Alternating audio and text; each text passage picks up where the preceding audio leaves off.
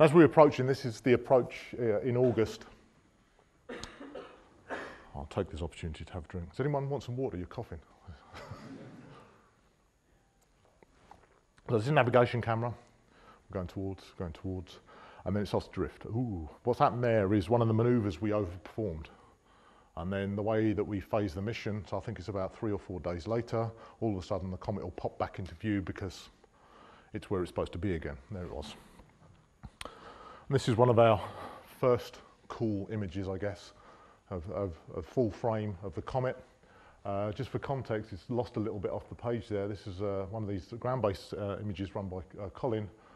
In 1 pixel, right in the middle of that is the nucleus from Rosetta at this time. The size of that coma, the tail, etc., was already about 20,000 kilometers in August. It's been growing ever since. I was talking about conspiracy theories earlier on, and you can go online, you can find a really cool YouTube video because it was apparently some guy got a letter from the ESA, or somebody working at the ESA, who wanted to tell him the truth, which was that we had photoshopped this image. And you see that little pit up there? There's a black thing just above it, right there, up there. Apparently we photoshopped that in because actually there's a dome. And I think there's one on the head now. There's a structure that looks like a hangar, an aircraft hangar with some tracks around it and a couple of outbuildings that we photoshopped out. 380,000 people have liked that video. I was one of them. Let's see if you like this video also, ESA, you fucking bunch of liars. In this video I will expose the Rosetta mission that was done by the European Space Agency. It was a complete hoax.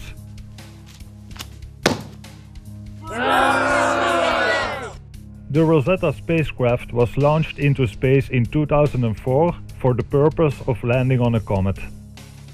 On November 12th of 2014, the European Space Agency staged a landing of the Philae lander on a comet after the Rosetta spacecraft had supposedly been orbiting the comet.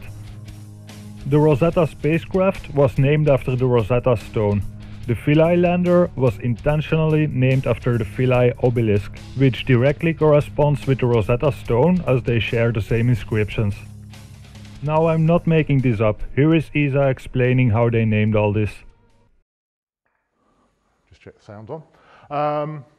Rosetta Stone, I actually gave a talk on Thursday in the Museum of London. It was a commemorative lecture for Colin Pillinger, and we gave a nice combination of actually Egyptology with Rosetta, so from ancient to now. And that link is to do with the Rosetta Stone because it was thought to, well, it was the mechanism alongside the Philae obelisk in unlocking the secrets of the Egyptian language, the Egyptian hieroglyphs. And we use an analogy that Rosetta's there to unlock the secrets of the solar system. You know, these ancient bodies we're studying and what the situation was, the language of the solar system, as it were.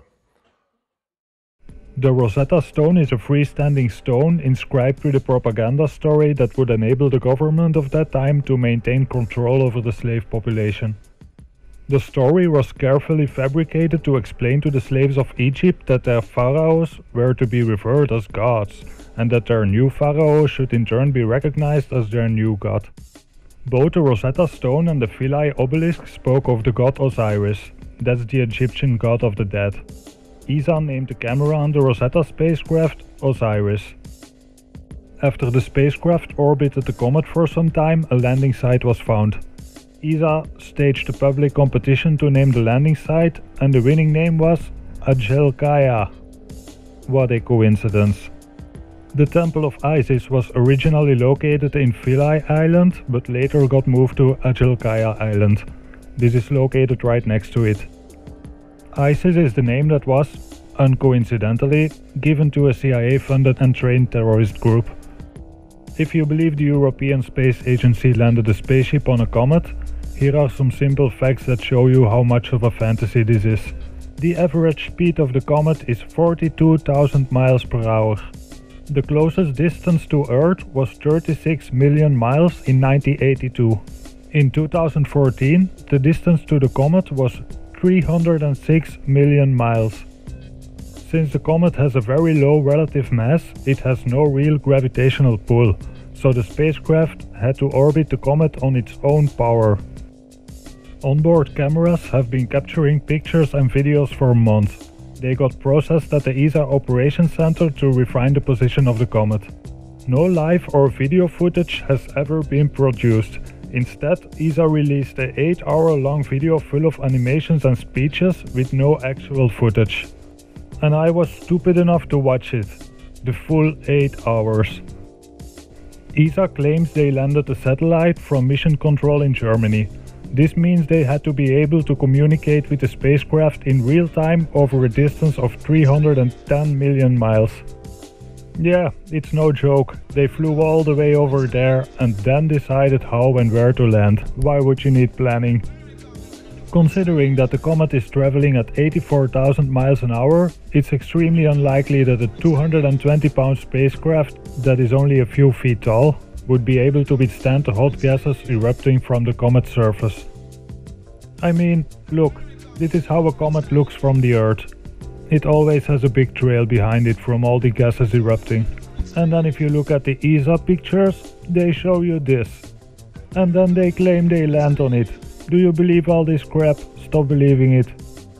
Space agencies, oil companies, governments, ISIS, it's all controlled by the same people. Wake up and do something about it. Go to the ESA YouTube channel and thumbs down every video.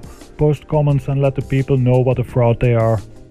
They will ban you, for sure, but you can still reply to comments, people can read it. Thanks again for watching my video and have a good day. I'll be back.